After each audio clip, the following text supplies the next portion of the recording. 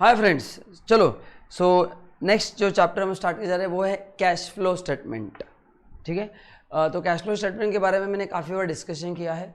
ये now it's a part of financial statement, मतलब audit report में अपना income statement, balance sheet and cash flow statement is mandatory. ठीक है, now cash flow statement का purpose क्या है बेसिकली, एकदम सिंपल पर्पज़ बताता हूँ। कंपनी में जितना भी पैसा आ रहा है उस पैसे का यूज कहाँ पे हो रहा है ये अपने को इसमें पता चलता है।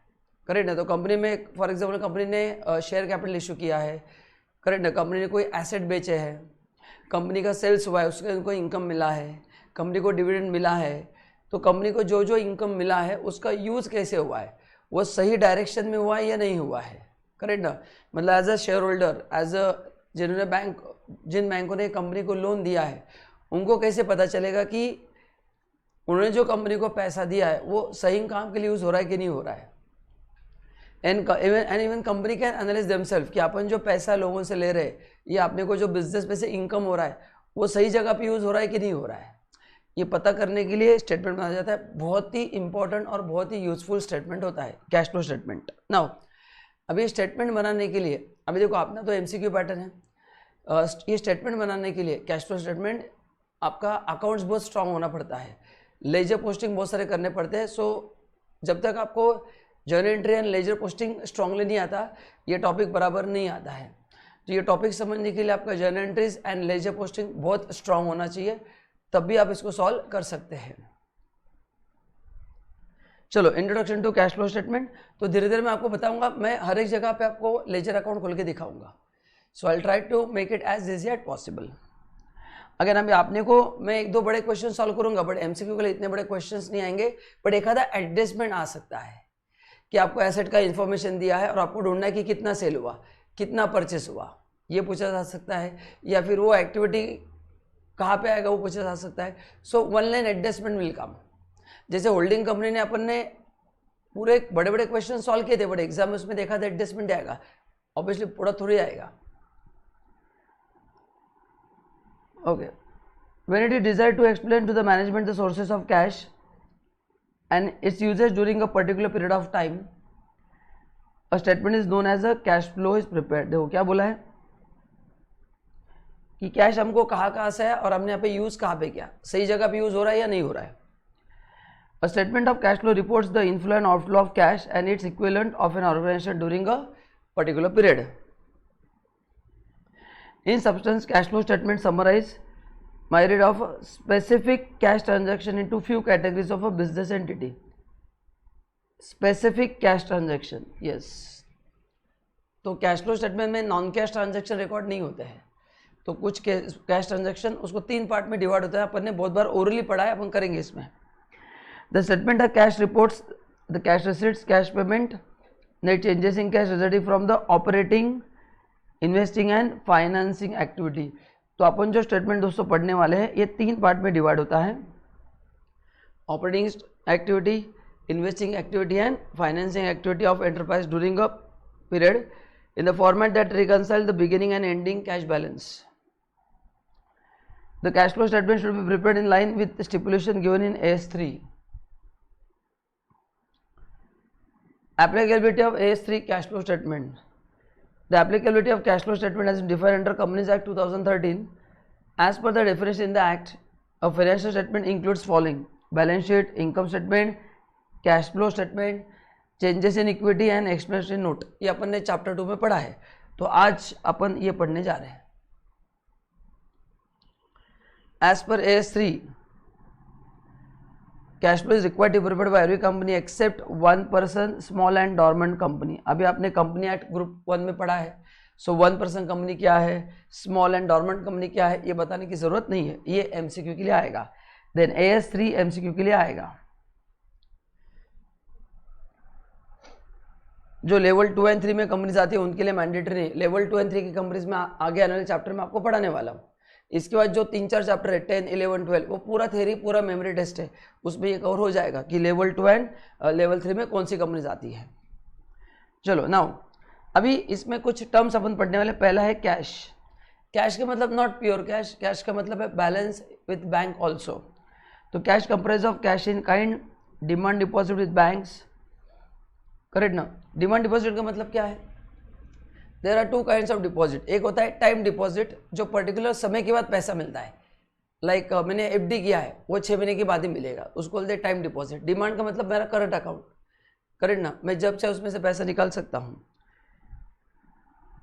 Demand deposit means those deposit which are repayable by bank on the demand by the depositor. तो ये हाईलाइट करो, मतलब मेरा जो बैंक में पैसा है मैं कभी भी निकाल सकता हूँ। हाँ, जो टाइम डिपॉजिट है एफडी, वो उस पर्टिकुलर समय के बाद ही मिलेगा। हाँ, उसको भी चाहे तो मैं तोड़ सकता हूँ, बट प्राइमरी बेसिस वो टाइम डिपॉजिट ही है। दूसरा है cash equivalent. Cash equivalent are the short term highly liquid investment that are readily convertible into known amount of cash which are subject to insignificant risk of changes in value, correct ना। तो example treasury bill and commercial paper. तो what is cash equivalent? Highly liquid investment. तो cash का मतलब है cash in hand plus balances with bank. Second, what is cash equivalent? ऐसे liquidity, ऐसे instruments जो अपन इजीली कैश में कन्वर्ट इमीडिएटली कर सकते हैं।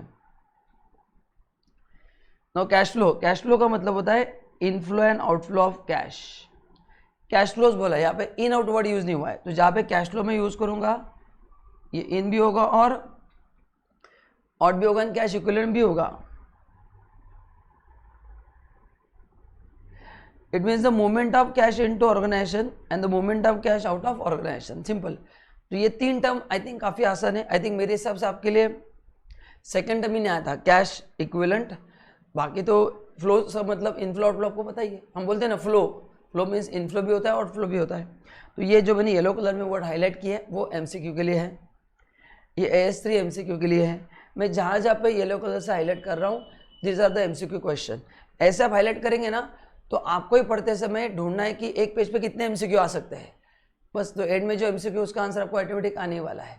तो आपको इसी चैप्टर में करके दे रहा हूँ मैं। चलो नाउ सोर्सेज ऑफ कैश। आपको कैश 2 सोर्स से आता है, internal and external. Internal sources of cash क्या है? Depreciation, amortization of intangibles, loss on sale of fix asset, creation of reserve. अभी इसमें आपका कंफ्यूजन होगा कि सर इसको आप सोर्सेज ऑफ फाइनेंस कैसे बोल रहे हैं, क्योंकि ये सब तो नॉन कैश है। Depreciation is non cash expenditure, amortization of intangible asset non cash है, loss on sale of fix asset non cash है, रिजर्व नॉन कैश है। तो आप इसको सोर्स क्यों मान रहे हैं? क्योंकि लॉजिक समझो, इमेजिन करो आपने जो P&L अकाउंट बनाया है उसमें जो नेट प्रॉफिट दिखा है, it is after reserve, it is after depreciation, it is after loss on sale of fix asset, but इसमें एक्चुअली अपना कैश आउटफ्लो नहीं हुआ है।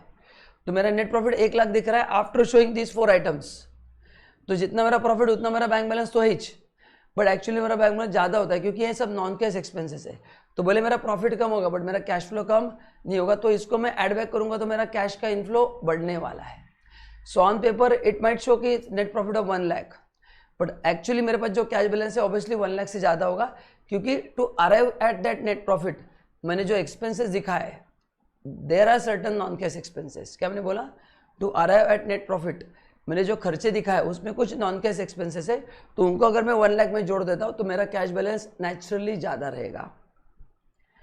एंड एक्सटर्नल सोर्सेस है issue of shares, raising long term loan, purchase of plant and machinery. ये तो आपको बताइए, ये तो एक्चुअली है ना नए शेयर, ये तो कैश, ये सब कैश में है। तो आप लोन ले सकते हैं, एसेट बेच सकते हैं, इक्विटी शेयर इशू कर सकते हैं, प्रेफरेंस शेयर, डिबेंचर इशू कर सकते हैं, करेक्ट ना? ठीक है, चलो अब एक एक करके बात करते हैं। पहला है internal source. Cash from operation is the main internal source. Highlight किया जाए, ऑपरेशन मतलब मैं जो एक्टिविटी कर रहा हूँ, जैसे मेरा बिजनेस क्लासेस का है, मैं प्रैक्टिस करता हूँ, तो उससे जो मैं इनफ्लो जनरेट करता हूँ इसको बोलते हैं internal source. The net profit shown by P&L account will have to be adjusted for non cash items. ना एडजस्ट बोला, एडजस्ट का मतलब ऐड भी हो सकता है या लेस भी हो सकता है। एडजस्ट का मतलब क्या है? ऐड भी हो सकता है या लेट भी हो सकता है। एग्जाम्पल दिखाता हूँ। मैंने आपको कहा था कि ये टॉपिक समझने के लिए जब तक आप लेजर अकाउंट्स नहीं बनाएंगे इट्स डिफिकल्ट। इमेजिन करो यहाँ पे डेप्रिसिएशन है 12,000, रिजर्व 25,000 है, नेट प्रॉफिट 13,000 है,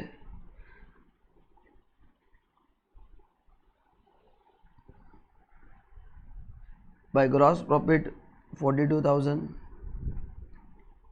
bye amount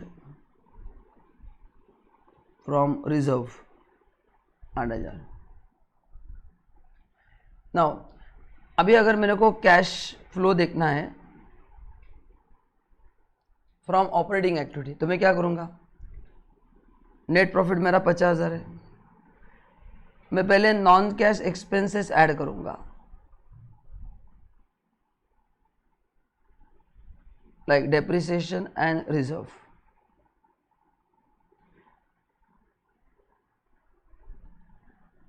and less non cash income. कौन सा, ये जो मैंने विड्रॉ अमाउंट रिजर्व में से विड्रॉ किया है ना, करेक्ट ना, ये तो खाली मेरा 8,000 प्रॉफिट बढ़ा है, बट एक्चुअली मेरे को थोड़ी मिला, ये तो मैंने मेरे रिजर्व से P&L में शिफ्ट किया है। तो इसको अपन हटा देंगे, इसको मैं ऐड करूँगा।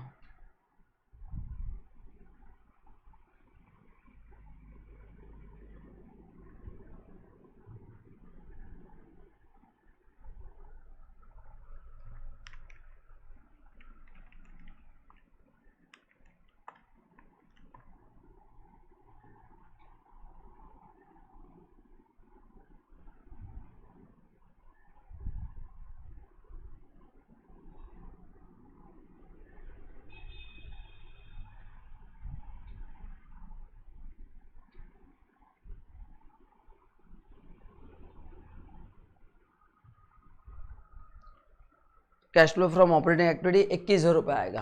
बोले मेरा प्रॉफिट 13,000, बट मेरे पास जो उल्टा किया मैंने, वही बोले इतना कम कैसे हो, ये ऐड होना चाहिए था और ये लेस होना चाहिए था, वही बोला इतना कम कैसे हो गया। आई एम सॉरी, मैं चेंज करता हूँ। सो 50,000 plus 12,000 plus 25,000 minus 8,000,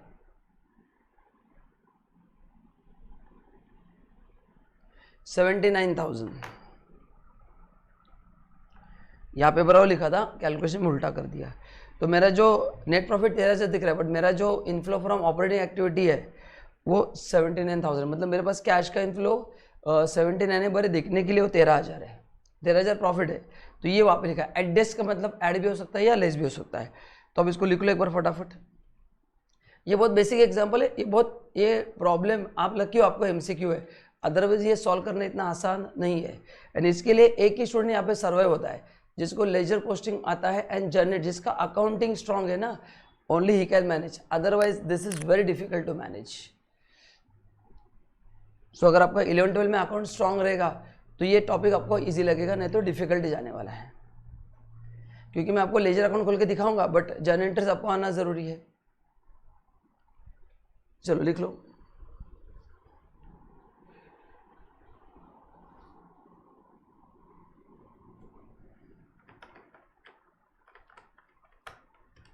$79,000।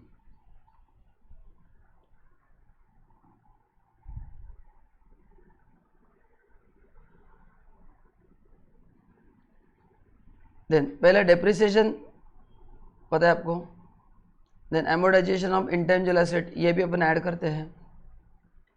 Loss on sale of fix asset, yes, अभी जब भी एसेट बेसिस में लॉस होता है, मैंने 50,000 का एसेट, WDV 50 है, करेक्ट ना,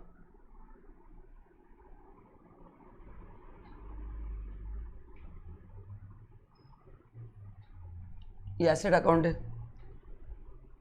टू बैलेंस ब्रॉट डाउन 50,000 है, बाय डेप्रिसिएशन लेट से 12,000 है। अब ये भी नॉन कैश है तो अपन ने ऐड किया। बाय बैंक 15,000 मैंने एसेट सेल किया है, करेक्ट ना, और उसमें मेरे को 3,000 लॉस हुआ है। अभी पहले sale of asset for a loss, उसका एंट्री क्या है मैं बता दो पहले आप। बैंक अकाउंट डेबिट,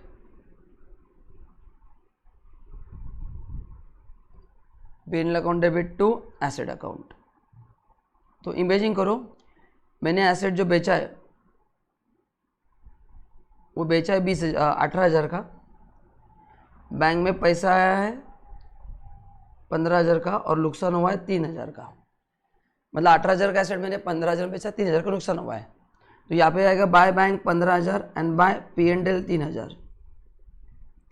अभी बताओ ये और ये, अभी मेरे को जो लॉस हुआ है 3,000, मैंने किसी को थोड़ी पे किया है, नहीं, मेरे को मिलते समय कम पैसा मिला है, करेक्ट ना। तो ये मैंने किसी को पे नहीं किया है, बट मिलते समय 18 की जगह 15 मिला है। So I have not paid this 3,000, but still ये P&L में आता है, तो ये भी नॉन कैश है, तो इसलिए अपन ने डेप्रिसिएशन भी ऐड किया और ये भी ऐड किया है, एंड बाकी का रहेगा बाय क्लोजिंग बैलेंस जो भी रहेगा, और ये अकाउंट टैली हो जाएगा।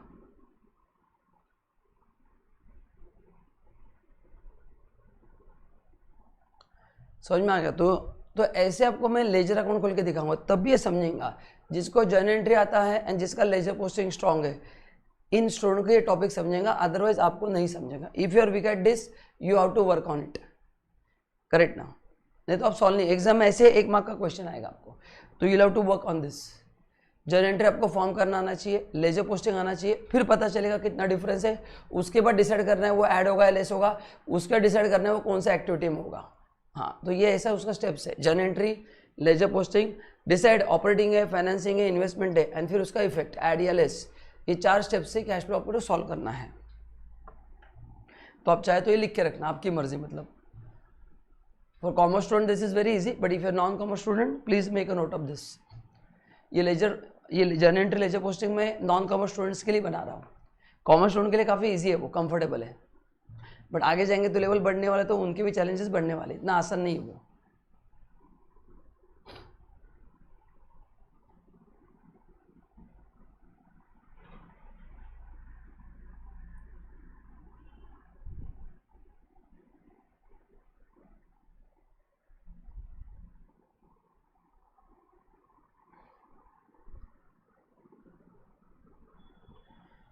नेक्स्ट ये मैंने बता दिया, क्रिएशन ऑफ रिजर्व मैंने बता दिया। रिजर्व जब क्रिएट करते हैं तो वो P&L डेबिट में आता है, वो भी खर्चा नहीं है, नॉन कैश ही है। तो ये मैंने आपको सबका लेजर पोस्टिंग, एक डेप्रिसिएशन में 2-3 सब बता दिया। ना एक्सटर्नल सोर्सेस, हाँ अभी इसमें प्योर कैश आता है, इश्यू ऑफ न्यू शेयर्स, बताओ व्हाट इज द एंट्री, अपन ने बहुत बार किया है, bank account debit equity share capital, इसमें पैसा आता ही है।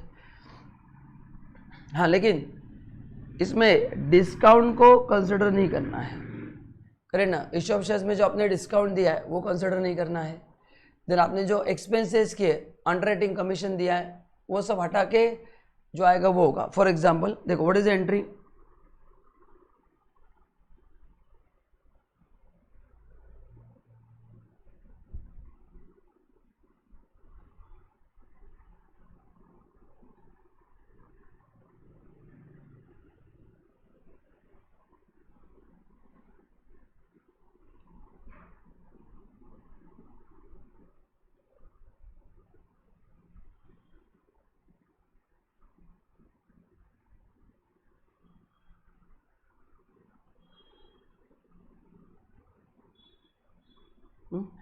एक मैंने जर्नल एंट्री पास किया है कि bank account debit 98,000, discount on issue of shares 2,000, 2 shares 1 lakh. अभी आप बताइए इसमें इश्यू ऑफ शेयर्स का जो आपका पैसा आएगा वो 1 लाख होगा या 98,000 होगा? 98,000 होगा।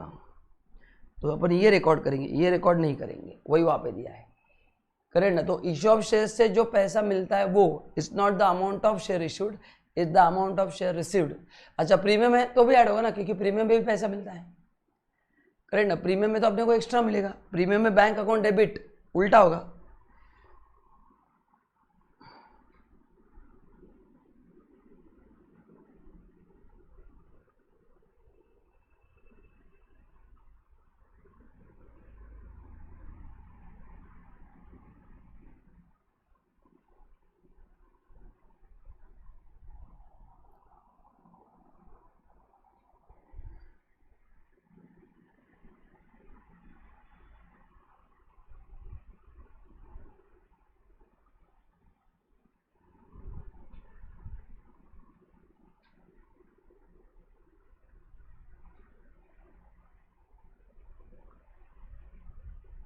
देखो अभी अभी जब मैं शेयर प्रीमियम पे इशू करता हूँ तो मैं 2000 को मैंने कंसिडर किया क्योंकि ये बैंक में पैसा है, ऊपर 2000 को कंसिडर किया क्यों नहीं है? इन सिंपल वर्ड्स सब कुछ भूल जाओ, जहाँ जहाँ पे कैश और बैंक में पैसा आएगा ना वही कंसिडर करना है, खत्म। एक लाइन में मैंने आपको पूरा आंसर बता दिया है। अपने लिए इंपॉर्टेंट क्या है? Inflow, actual inflow. तो बैंक अकाउंट जहाँ पे डेबिट हुआ है या क्रेडिट हुआ है वही अपने को स्टेटमेंट में कंसिडर करना है, ठीक है। I think it's very simple. Then long term loan वही है, प्लांट एंड मशीनरी परचेस किया on deferred payment system, deferred payment मतलब इंस्टॉलमेंट सिस्टम, तो वो भी अपना आउटफ्लो में आएगा। Short term borrowing cash credit वो भी आएगा, सेल ऑफ फिक्स एसेट आएगा। तो ये तो इस पे पढ़ने की जरूरत नहीं है, करेक्ट ना। Now this is a major thing for you, decrease in various current assets and increasing various current liabilities may be taken as an external source of cash if they are not adjusted while computing cash from operation। रुक जाओ, ये मैं आगे बताने वाला हूँ, correct ना, मैं आगे आपको बताने वाला हूँ। एक सिंपल एग्जांपल देता हूँ just to give you small introduction. ये थोड़ा आपके लिए जेन्युइनली चैलेंजिंग पार्ट है, मैं बता दो ये क्या बोलना चाहते हैं। Cash flow is what? It's a difference between two balance sheet date, क्योंकि मेरे को ओपनिंग एसेट पता होने चाहिए, क्लोजिंग एसेट पता होने चाहिए। तो कैश फ्लो स्टेटमेंट बनाने के लिए आपको एग्जाम में 2 बैलेंस शीट दिए जाएंगे। अभी आपको तो एमसीक्यू है, बट मैं जेन्युइन क्वेश्चन की बात कर रहा हूँ, पूरा क्वेश्चन। तो 2 बैलेंस शीट के जो फिगर्स का जो फर्क है वो अपने या तो इनफ्लो होगा या तो आउटफ्लो होगा। फॉर एग्जाम्पल एक जस्ट ऐसे लिख रहा हूँ मैं, 2014-15 में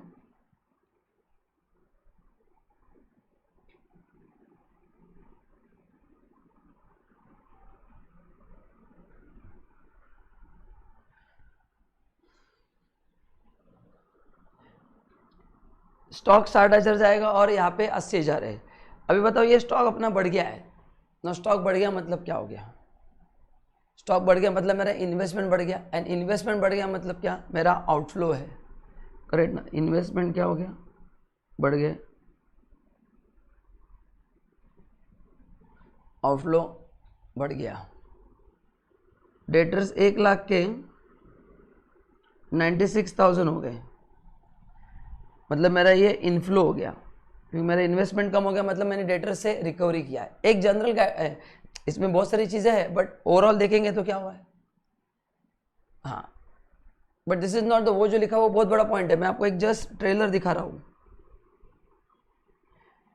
इससे कुछ भी आप जज मत करो, ये बहुत बेसिक है, बहुत ही बेसिक। इसमें बहुत सारे चेंजेस भी होते हैं जो अपने को लेजर अकाउंट खोल के पता चलता है, ठीक है ना। तो ये बेसिक आप चीज़ याद रखना। वो बोला उन्होंने कि changes in current assets and current liabilities, उसमें भी इनफ्लो आउटफ्लो हो सकता है, तो वो भी कंसिडर करना है। कब? अगर वो ऑपरेटिंग एक्टिविटी में कंसिडर नहीं किया गया तो मैं जब आपको फॉर्मेट पढ़ाऊंगा तो ये एक एक चीज़ मैं वापस बताऊंगा। तो ये नहीं लिखा तो चलेगा, बस आपको पता होना चाहिए कि क्या लिखा है। Decrease in current assets liability में इसको एक्सटर्नल क्यों माना गया है? क्योंकि इससे भी आपका कैश बैलेंस अफेक्ट होता है। वो कैसे होता है मैंने आपको बता दिया है। अगर डेटर का रिकवरी अच्छा हो रहा है तो कैश बैलेंस बढ़ेगा, बराबर नहीं हो रहा है तो नहीं बढ़ेगा।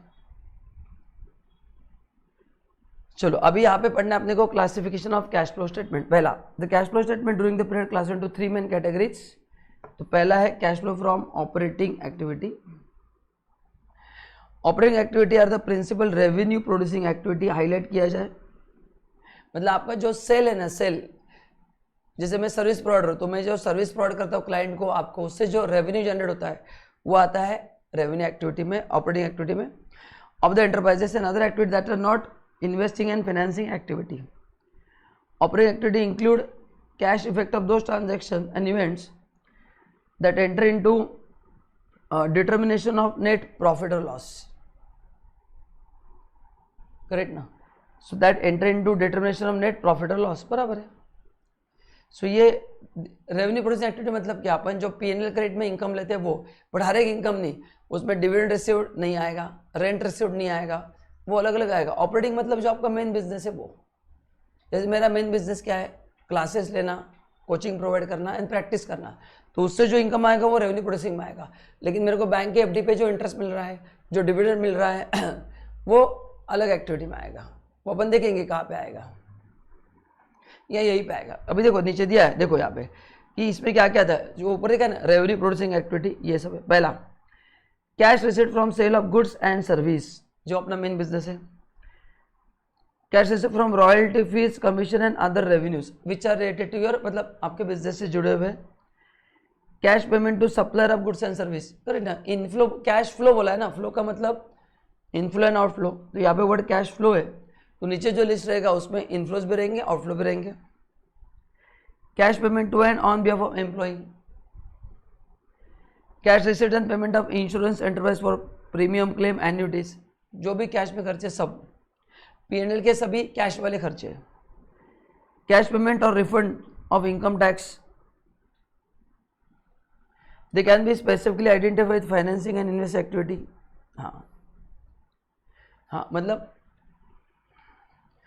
तो कैश पेमेंट और रिफंड, पेमेंट करेंगे तो वो आउटफ्लो में आएगा, रिफंड आएगा तो वो, अभी इनकम टैक्स जो अपने इनकम के बेसिस पे ही है, इसलिए वो इनकम ऑपरेटिंग एक्टिविटी में आता है। अभी अगला शब्द क्या दिया, unless they can be specifically identified with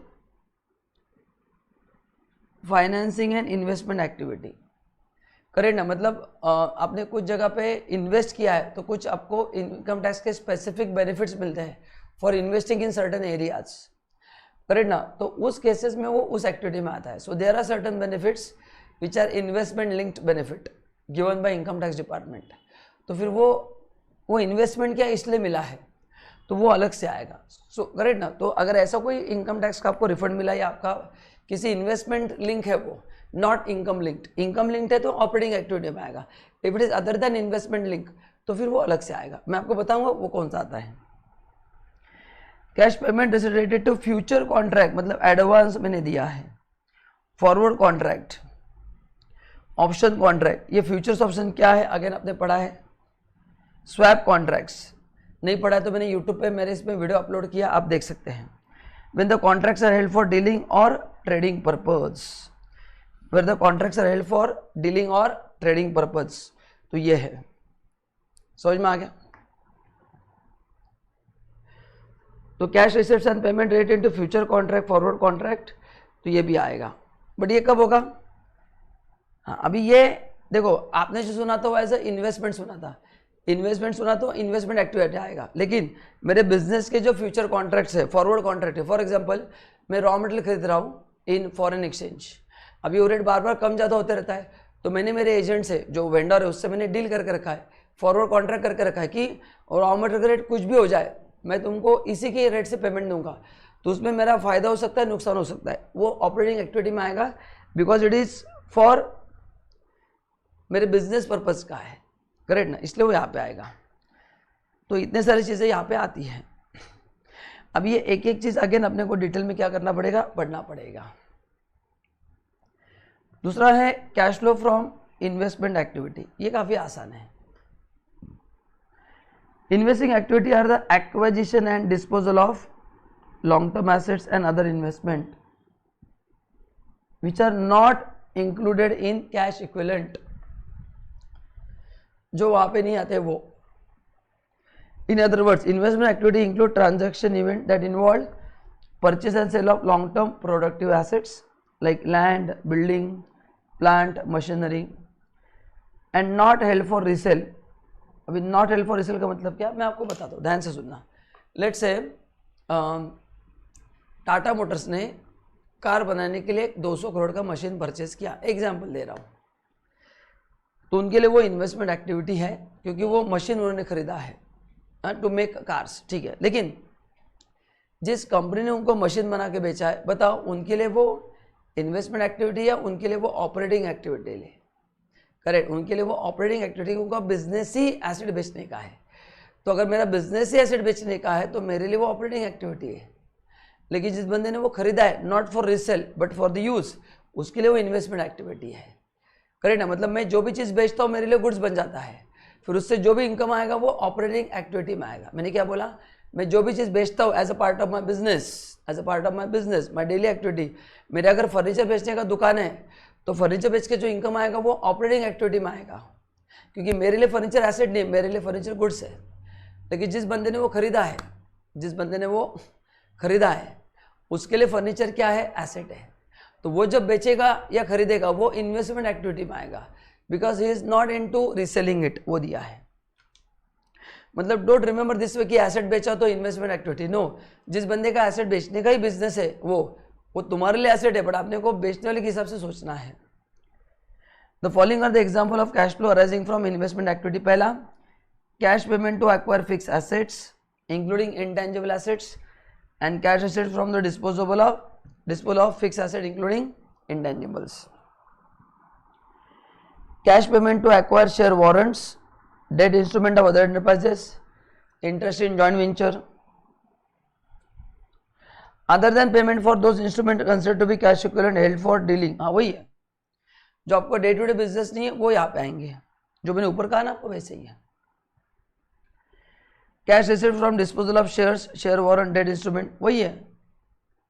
A and B कहते हैं अपोजिट थे ना, ए में सेल है, बी में ए में परचेस है, बी में सेल है, सी में परचेस है, डी में सेल है। Advances and loan made to third parties, आपने किसी को लोन दिया है या किसी से अपने को एडवांस मिला है, लोन लिया अपन ने। हाँ, other than advances and loan of financial enterprises, मतलब क्या है, मतलब क्या है, ध्यान से सुनना मैं क्या बता रहा हूँ, ये बताता हूँ मैं आपको। इमेजिन करो मैंने मेरे एक पार्टी को लोन दिया है, करेक्ट ना।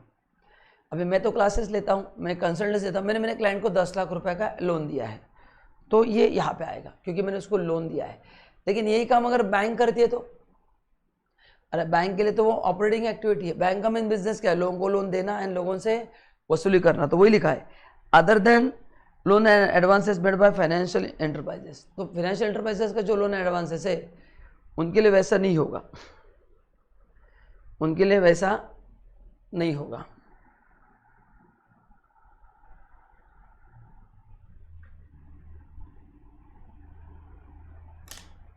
ठीक है, तो अगर आपका रूटीन बिजनेस ही वो करने का तो फिर वो ऑपरेटिंग एक्टिविटी में आएगा। तो मेरा तो बिजनेस नहीं है लोन देने का, तो मेरे लिए यहाँ पे आएगा। लेकिन जिनका बिजनेस ही है फाइनेंशियल एंटरप्राइज है, जिनका बैंकिंग बिजनेस है, उनके लिए तो ऑपरेटिंग एक्टिविटी है। Cash receipt payment related to future contract, forward contract, option contract, swap contract, except, हाँ मतलब ये कौन से हैं, ये इन्वेस्टमेंट वाले हैं। ऊपर वाले कौन से थे, ये मैंने रॉ मटेरियल का थे, ये मेरे कमोडिटी के जिसमें मेरे बिजनेस में लगता है वो है।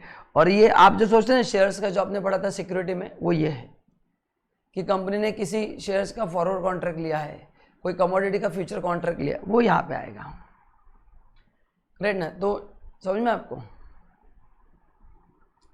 एंड लास्ट है cash flow from finance activities में क्या क्या आता है, issue of shares, issue of debentures, issue of bonds, redemption of shares, redemption of bond, redemption of debenture, correct ना। तो ये सब यहाँ पे आएगा। देन उसके ऊपर का जो अपन डिविडेंड देंगे वो यहाँ पे आएगा, उसके ऊपर जो इंटरेस्ट देंगे वो यहाँ पे आएगा, जो मैंने इन्वेस्ट किया उसके ऊपर का इंटरेस्ट देखो कहाँ पे आएगा, यहाँ पे आएगा। Financing activity are the activities that result in change in the size and composition of owner's capital, including preference and borrowings of the enterprises.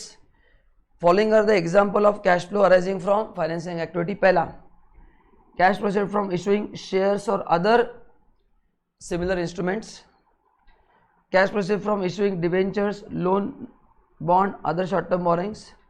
Cash repayment, ऊपर दो पैसा मिला है, नीचे पैसा जाएगा, पेमेंट ऑफ डिविडेंड। चलो, तो ये उसका फाइनल डायग्राम है जो आपको मैंने बना के दिया है। These are the conclusions. ये आईएमपी लिख के रखो, इस पे एमसीक्यू आने वाला है। Now these are called as a special items. अभी ध्यान दो, in addition to general classification of 3 types of cash flows, Accounting Standard 3 provide for the treatment of cash flow of certain special items as under foreign currency cash flow। ठीक है, अभी देखो ये कहाँ पे आएगा। Cash flow arising from transaction in foreign currency should be recorded in enterprises reporting currency. अभी ये पैसा देखो, अभी ये पैसा अपने को फॉरेन करेंसी में आएगा।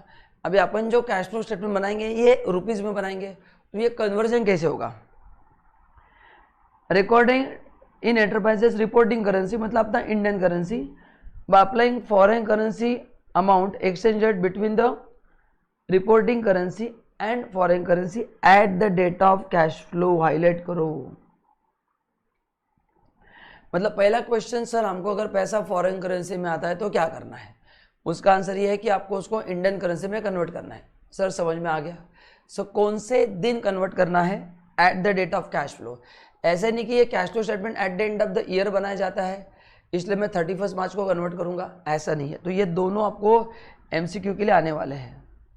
पहला क्वेश्चन क्या आएगा कि फॉरेन करेंसी कौन से करेंसी में रिकॉर्ड होगा, reporting currency which is Indian rupees. कौन से दिन कन्वर्जन रिड्यूस होगा, at the date of cash flow. अभी और एक चीज मिसिंग है, कौन सा रेट लेंगे, तो इसमें RBI का रेट लेना पड़ता है, वो अपन बात करेंगे आगे। A rate that approximate actual rate may be used if the result is substantially the same as it would arise if the rates at the date of cash flow were used। हाँ, मतलब ऐसा हो सकता है कि जिस दिन actual पैसा आया वो रेट भी अपन ले सकते हैं, अगर वो रेट या जिस दिन कैश फ्लो हुआ है वो रेट अगर सेम है तो वो भी ले सकते हैं। समझ में आ गया। तो जिस दिन मिला वही रेट लेना है, या फिर आपको जिस दिन मिला क्या दे, देखो rate that approximate actual rate में भी यूज, अप्रोक्सीमेट मतलब उसके आसपास रेट, वो भी यूज कर सकते हैं कब, if the result is substantially same as it would arise if the rates of the date of cash flow were used.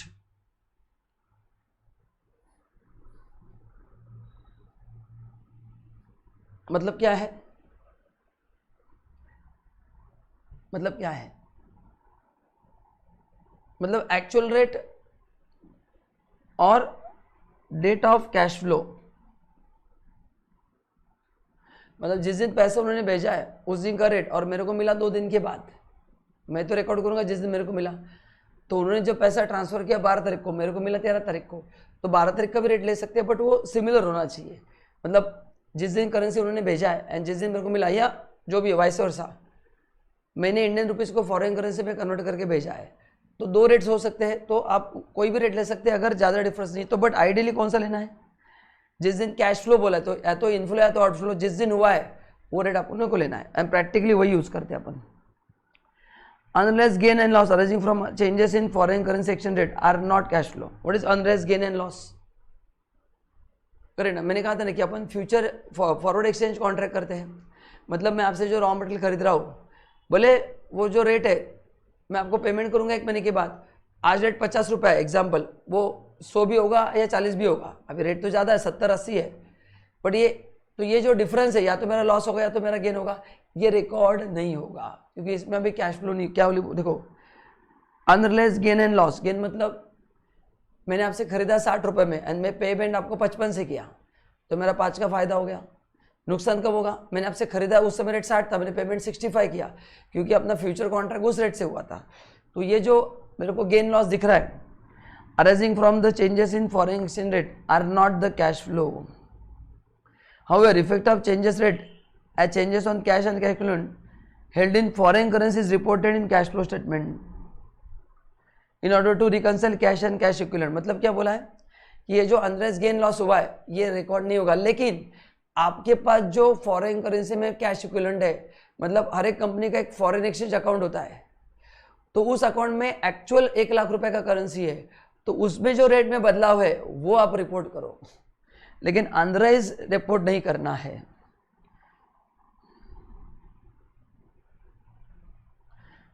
मतलब 3-4 चीजें आपको लर्न करना है, जो 2 मैंने ग्रीन कलर में हाईलाइट की, 2 येलो कलर में। पहला, foreign currency transaction reporting currency में रिकॉर्ड करना है। दूसरा, वो कौन सा रिड्यूस करना है, जिस दिन कैश फ्लो हुआ है, कैश फ्लो मतलब इन एंड आउटफ्लो हुआ है उस दिन का लेना है।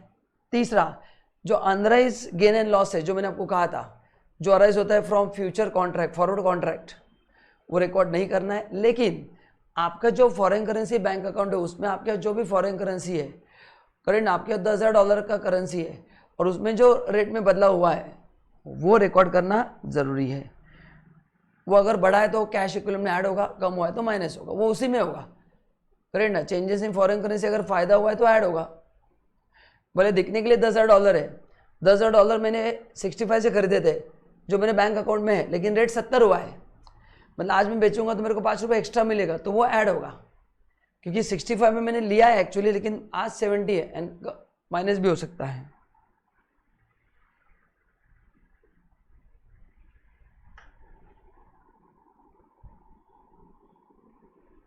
This amount is presented separately for cash flow from operating investment financing activity and include differences if any. Had those cash flow reported at the end of period exchange rate. समझ में आ गया? तो ये आपको डिफरेंस दिखाना है. तो unrealised gain and loss on foreign currency मत दिखाओ, लेकिन जो फॉरेन करेंसी आपके बैंक बैलेंस में है, आपके जो फॉरेन एक्सचेंज का बैलेंस है, बिकॉज आपको भी पेमेंट करने पड़ते हैं फॉरेन करेंसी में, इंपोर्ट एक्सपोर्ट में, करेक्ट ना? तो उसका जो डिफरेंस है वो रिकॉर्ड करना है, और वो उसी में आएगा. कहाँ पे आएगा? ऑपरेटिंग एक्टिविटी में ही आएगा. वो भी बता देता हूँ मैं.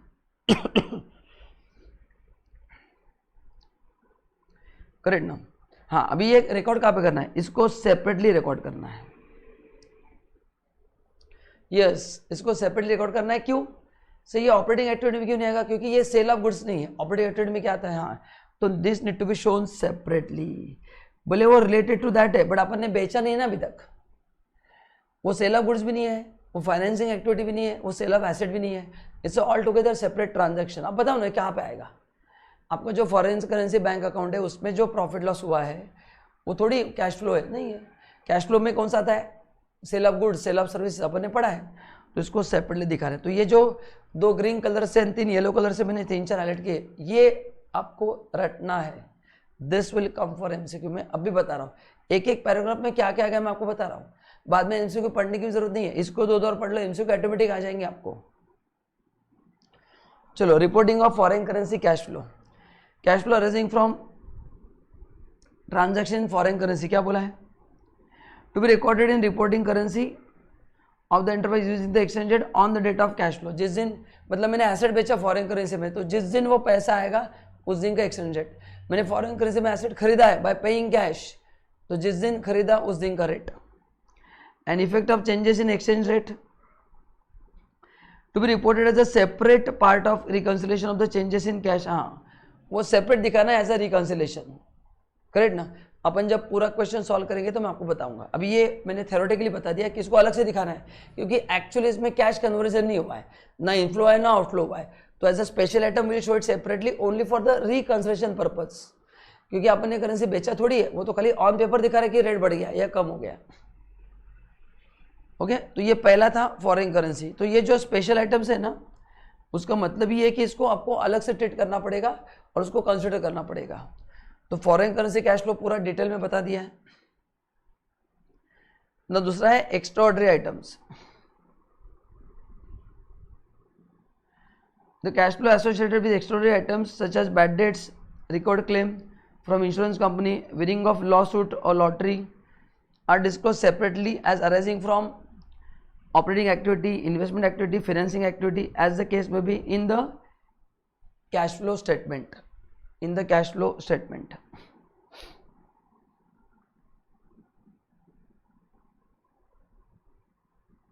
मतलब क्या बताओ? देखो, पहले रन करना कि एक्स्ट्रा आइटम में क्या क्या आएगा. Recovery of bad debts, claim from insurance company, winning of lawsuit और लॉटरी. ये बताओ, ये डे टू डे ऑपरेशन का पार्ट है क्या? नहीं. ये हो भी सकता है या नहीं भी हो सकता है. लॉटरी जितना लक है.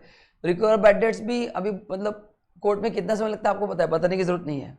इंश्योरेंस कंपनी लॉस बाय मतलब गुड्स जल गए, फैक्ट्री जल गए, हर साल होने वाला है क्या? नहीं. तो इसको अलग से दिखाना है.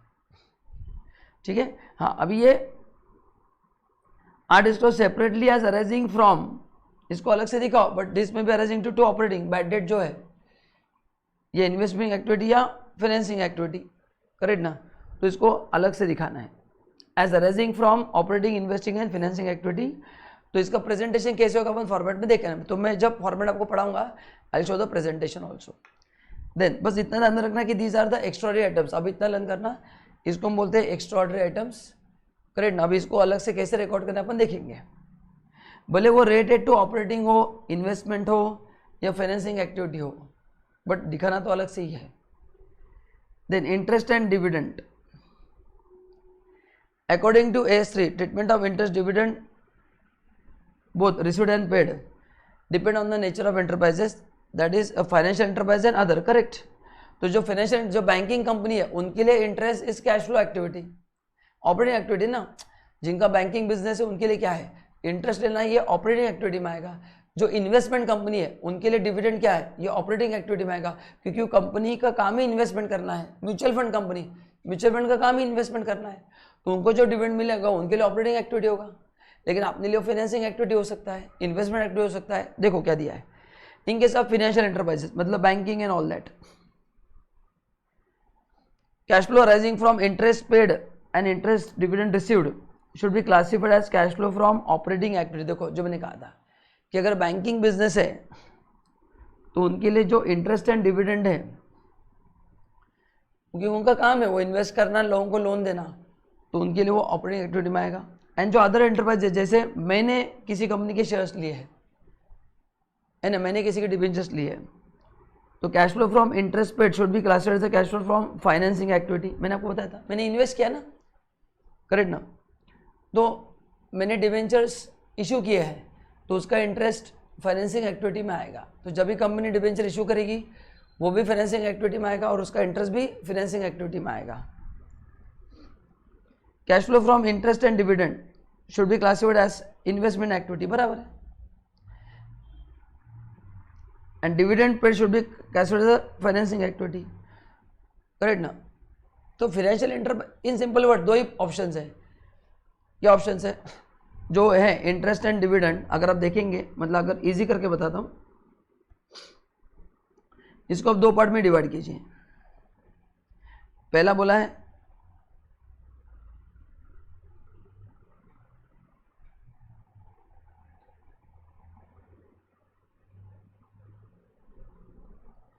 फाइनेंशियल एंटरप्राइज एंड दूसरा अदर। तो फाइनेंशियल एंटरप्राइजेस में वो ऑपरेटिंग एक्टिविटी में आएगा।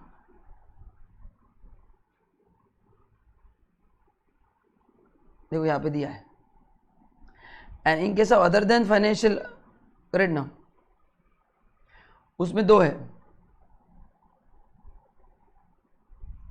इंटरेस्ट पेड फाइनेंसिंग एक्टिविटी है क्योंकि मैंने लोन लिया है, एंड रिसीव्ड है तो वो है, रिसीव कब होगा, उसको इन्वेस्टमेंट एक्टिविटी में किया है। तो इसमें दो ऑप्शंस दिए हैं। अब ये दो कब आएंगे मैं आपको आगे पढ़ाऊंगा। पहले क्या बोला है,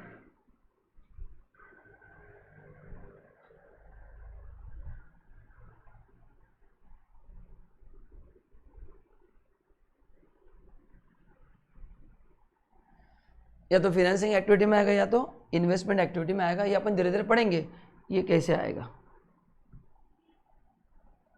ये तो समझ में आ गया कि बैंक के लिए तो कंपल्सरी ऑपरेटिंग एक्टिविटी है।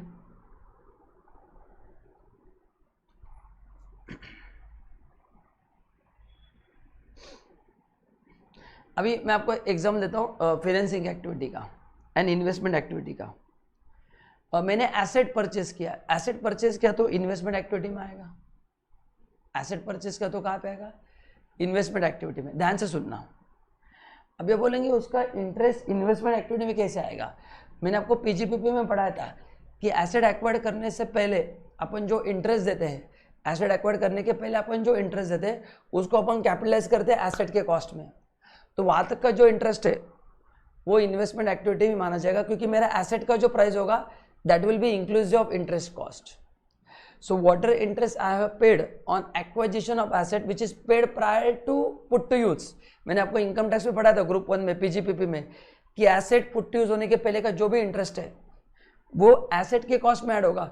तो एसेट के कॉस्ट में जब ऐड होगा तो मेरा जो इन्वेस्टमेंट एक्टिविटी है वो भी उसमें इंटरेस्ट ऑटोमेटिक इंक्लूड हो जाएगा, क्योंकि मेरे बैलेंस शीट में जो एसेट का वैल्यू दिखने वाला है that will be inclusive of interest, तो वो भी उसमें ऐड होगा। और फाइनेंसिंग का जो है तो ये समझा इंटरेस्ट का कैसे आएगा वहाँ पे, तो ये मैंने एग्जांपल दे दिया आपको, ठीक है।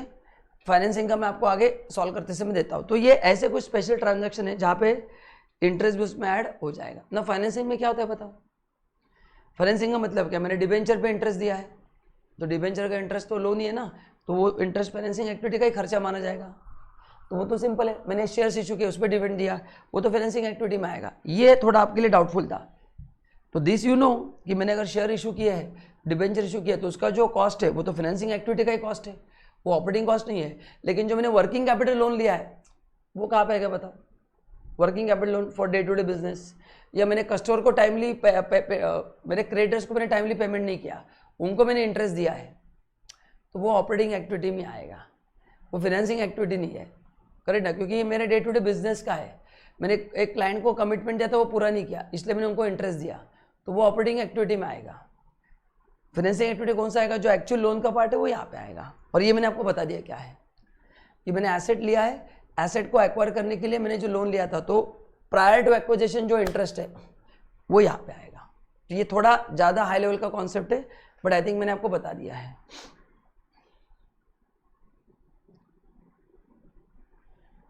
चलो, जो नॉन फाइनेंशियल एंटरप्राइज है, देखो उसके लिए क्या होगा, इंटरेस्ट पेड, मैंने जो इंटरेस्ट पे किया है और मैंने बैंक से लोन लिया है, वो फाइनेंसिंग एक्टिविटी में आएगा। इंटरेस्ट रिसीव्ड, मेरे को इंटरेस्ट कब मिलेगा? मैंने बैंक में एफडी किया है, तो इन्वेस्टमेंट, मेरा बैंक में एफडी करना मेरा बिजनेस नहीं, investment activity. Dividend paid, financing activity. Dividend received, investment activity, simple.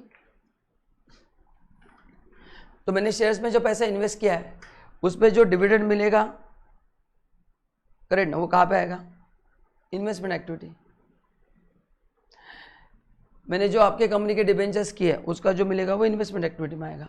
तो जो मैं पे कर रहा हूँ वो मेरा फाइनेंसिंग एक्टिविटी, एंड जो मिल रहा है मतलब वो इन्वेस्टमेंट मिलता है, वो इन्वेस्टमेंट एक्टिविटी है। एंड अगर फाइनेंशियल एंटरप्राइजेस है तो interest paid operating enterprise activity, bank के लिए, करेक्ट ना। रिसीव्ड, तो बैंक जो लोन देती है उससे जो इंटरेस्ट मिलता है वो ऑपरेटिंग एक्टिविटी है। बैंक ने किसी और बैंक से लोन देने के लिए लोन लिया है, बैंक आरबीआई से लोन लेती है, बैंक ने आरबीआई से लोन लिया है, तो उसका जो इंटरेस्ट आएगा वो भी ऑपरेटिंग एक्टिविटी है।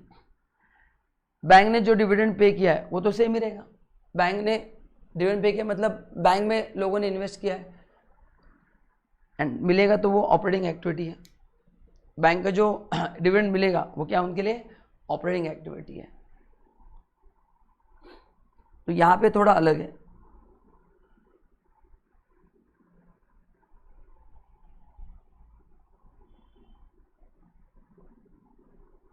बाकी एक ही चीज कॉमन है, तो फाइनेंशियल एंटरप्राइजेस हो या non financial enterprises, dividend paid finance activity में आएगा, रिसीव्ड भी फाइनेंशियल एक्टिविटी में आएगा, सिंपल। नाउ इन दोनों का मैंने लॉजिक आपको बता दिया है, यहाँ पे भी डिफरेंस मैंने लॉजिक बता दिया है कि बैंक ने अगर आरबीआई से लोन लिया है to give more loans to the industry, तो it's a part of routine business, तो वो जो आरबीआई को इंटरेस्ट देंगे वो ऑपरेटिंग एक्टिविटी में आएगा। एंड अपन जो उनको बैंक लोन पे मैं इंटरेस्ट दूंगा वो मेरे लिए इन्वेस्टमेंट एक्टिविटी है, उनके लिए वो ऑपरेटिंग एक्टिविटी है। डिविडेंड तो सबके लिए वो क्या होगा, फाइनेंसिंग एक्टिविटी का पार्ट माना जाएगा, फिर कोई भी हो। एंड डिविडेंड जो रिसीव्ड होगा तो अपने लिए इन्वेस्टमेंट एक्टिविटी माना जाएगा, लेकिन बैंक को जो मिलता है डिविडेंड वो कहाँ पे आएगा, वो ऑपरेटिंग एक्टिविटी ही माना गया है, उनके लिए वो इन्वेस्टिंग एक्टिविटी नहीं माना गया है।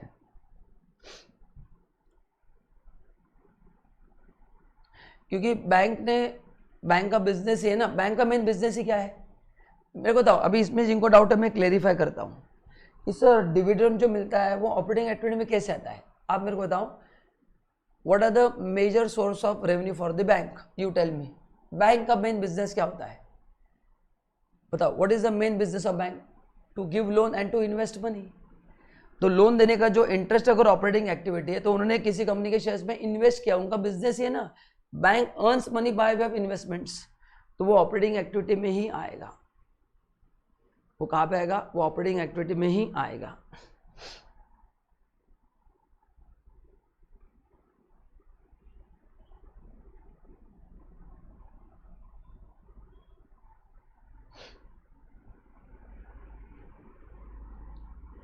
In all cases, cash flow from interest, dividend received, paid should be disclosed as a separately.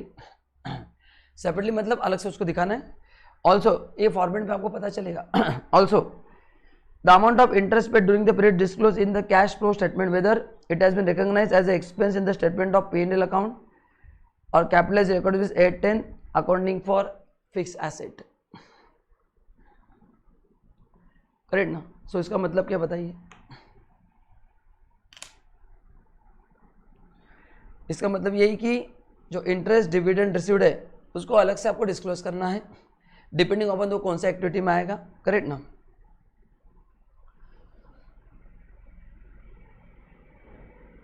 And ये मैंने बताया ना, इंटरेस्ट जो पेड है वो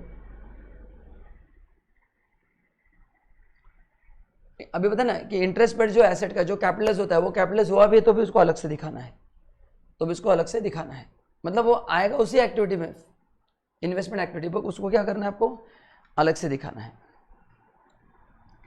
नेक्स्ट इनकम टैक्स का क्या होगा, वो कहाँ पे आएगा, वो ऑपरेटिंग एक्टिविटी में आएगा, बट कुछ देखो पहला cash flow arising on taxes और income should be separately disclose and classified as a cash flow from operating activity unless they can be specifically identified with a financing and investment activity. Taxes on income arising on transaction that gives rise to cash flow that are classified as a operating activity, investment activity, financing activity in cash flow statement.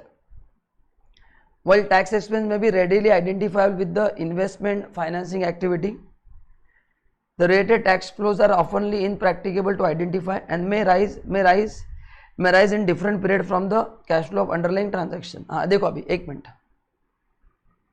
यहाँ तक पहला part break करते हैं। पहले line में क्या बोला है कि इन जनरल जो अपन इनकम टैक्स पे करते हैं वो अपने इनकम पे होता है, sale of goods, purchase of goods, तो ऑपरेटिंग एक्टिविटी में आएगा, यहाँ तो कोई प्रॉब्लम नहीं है। Then tax on income arises on transaction that give rise to cash flow, मतलब खर्चा बढ़ता है या रिफंड आता है, दैट आर क्लासिफाइड, हाँ मतलब ये तीन एक्टिविटी में अपन आते हैं in cash flow, while the tax expense may be identifiable with investment activity related to tax are impractical and to identify may arise in different period from the cash flow of underlying transaction. अभी यहाँ से देखो क्या दिया है, ये थोड़ा confusing है, तो ये आप पढ़ो मत, मैंने जो बताया ध्यान रखना कि इनकम टैक्स आपको ऑपरेटिंग एक्टिविटी में देना है। उन्होंने बोला कि इन्वेस्टमेंट एक्टिविटी या फाइनेंसिंग एक्टिविटी से जो इनकम टैक्स में प्लस माइनस चीज़ें होती है वो आइडेंटिफाई करना डिफिकल्ट है, क्या करना है वो अपन इनप्रैक्टिकेबल है टू आइडेंटिफाई, करेक्ट ना, तो वो आप उसकी चिंता मत करो। इन सिंपल वर्ड्स आप इतना ध्यान रखना कि आपको इनकम टैक्स कहाँ पे दिखाना है, ऑपरेटिंग एक्टिविटी में दिखाना है, बस दैट्स इट, दैट्स इट। वो भले वो रिलेटेड टू कुछ भी हो, आप ये सब बाकी टेक्निकल यहाँ से यहाँ पे ना, या ये आपने नहीं पढ़ा तो भी खुश हूँगा, ये आपको नहीं पढ़ना है, इसके डाउट भी रेज नहीं करना है, आपको इतना हाई लेवल पे है नहीं कि मैं आपको वो एग्जाम्पल दूँ, बस आप इतना ध्यान में रखना कि इसके आगे इनकम टैक्स का जो होगा वो आप ऑपरेटिंग एक्टिविटी में रिकॉर्ड करोगे। Then acquisition and disposal of subsidiaries and other business units, मतलब आपने सब्सिडरी में इन्वेस्ट किया 51%, तो क्या होगा, aggregate cash flow from acquisition and disposal, मतलब मैंने एसेट, मेरा एक यूनिट बेच दिया या सब्सिडी से स्टेक निकाल लिया, उसको अपन इन्वेस्टमेंट एक्टिविटी में ही आएंगे, खरीदी किया तो इन्वेस्टमेंट एक्टिविटी, बेचा तो भी investment activity, simple. Non cash transaction अपन ने, मैंने आपको पहले टेबल बताया था, डेप्रिसिएशन वगैरह, वो उस जगह पे आपको ऐड करना है, ये लेस करना है, एडजस्ट करना है, एडजस्ट का मतलब एडलेस दोनों हो सकता है। Investing and financing transaction that do not require use of cash और cash equivalents should be excluded from cash flow statement, उसको एक्सक्लूड ही करना है। Such transaction should be disclosed elsewhere in financial statement in a way that it will provide all the relevant information. हाँ वो cash flow पे भी नहीं आएगा, बट उसको फाइनेंशियल स्टेटमेंट दिखाना जरूरी है। About their investing and financing activities, the exclusion of non-cash transaction from the cash flow statement is consistent with the object of cash flow statement as these do not involve cash inflow in the current period.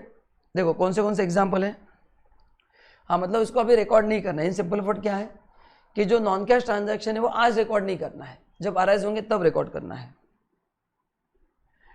Okay, following are the example of non cash transaction, acquisition of asset by assuming direct related liability, acquisition of enterprise by means of issue of shares, मतलब क्या है बताता हूँ, बताओ मैंने asset खरीदी किया by taking loan, right ना, मतलब मैंने शेयर्स देके एसेट खरीदा है, बताओ भाई, अपन ने पढ़ा था ना, issue of shares for other than cash, तो मैंने 1 लाख का मशीन लिया है, machine account debit to issue of shares, तो बताओ अभी क्या करेंगे, करेक्ट। अभी ये इश्यू ऑफ शेयर्स आप बोलेंगे सर इश्यू ऑफ शेयर्स तो फाइनेंसिंग एक्टिविटी है, बट यहाँ पे अपने को पैसा मिला है क्या, नहीं मिला है। हाँ, if shares issued for cash you can show as a financing activity, if issue of shares at cash है तो उसको फाइनेंसिंग एक्टिविटी में दिखाऊँ, लेकिन जब मैं इश्यू ऑफ शेयर्स कर रहा हूँ फॉर मशीन तो वो उसमें बताओ कैश इनफ्लो हो रहा है क्या, वही बोला, तो उसको आप बैलेंस शीट में दिखाओ, इश्यू ऑफ शेयर्स दिखेंगे, मशीन दिखा, बट कैश फ्लो स्टेटमेंट में उसका रिकॉर्ड नहीं होगा, तो वो है करेक्ट। तो मैंने एसेट इशू किया अगेंस्ट लायबिलिटी, मतलब क्या है, मेरे को एक लायबिलिटी सेटल करना था, मैंने उसको एसेट दे दिया है ना। मैंने 1 से 2 लाख रुपए का लोन लिया था। जब लोन लिया था तो उसको दिखाया था, लोन कैश में लिया था ना, तो उसको नहीं दिखाया था as a financing activity, but repay करने के लिए पैसे नहीं, मैंने उसको मेरा एसेट दे दिया 2 लाख, बोले ये ले एसेट, खत्म, पैसे नहीं मेरे पास। तो अभी वो थोड़े आएंगे, वो नहीं आएगा, क्योंकि देते समय कैश इनफ्लो नहीं हुआ है। और ये तो मैंने आपको बता दिया शेयर्स का। Conversion of debt into equity, मैंने लोन को, अगेन मेरे को क्रेडिटर को 2 लाख रुपए देना है, मेरे को पैसा नहीं है, मैंने उसको शेयर्स दे दिए, इसका भी इम्पैक्ट नहीं होगा। डिबेंचर्स कन्वर्ट इनटू शेयर्स, इसमें भी कैश फ्लो। तो इन तीनों ट्रांजैक्शन में अगर कैश फ्लो इन्वॉल्व नहीं हो रहा है तो उसको रिकॉर्ड नहीं करना है, करेक्ट ना। लेकिन अगर मैं acquisition of asset for cash है तो फिर वो होगा, payment of liability for cash वो रिकॉर्ड होगा, issue of debenture for cash वो रिकॉर्ड होगा। तो अगर इसमें कैश इन्वॉल्व है तो रिकॉर्ड होगा, बट जब तक कैश इन्वॉल्व नहीं है इसको हम रिकॉर्ड नहीं करेंगे। तो ये 3 एग्जाम्पल अच्छे से लर्न करना है।